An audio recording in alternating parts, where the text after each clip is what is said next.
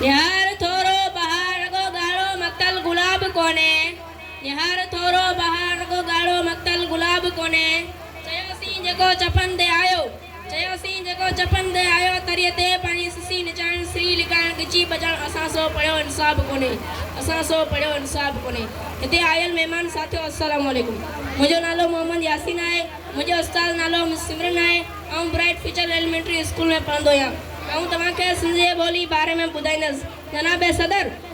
सिंध ॿोली घोट बिटाई जी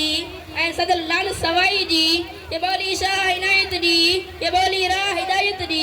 ये ॿोली लख करोड़नि जी बरजेल बाऊ बलोड़नि जी हथ यूपी कान खपे जाए वल गोड़नि जी ये ॿोली लहलन झूले आ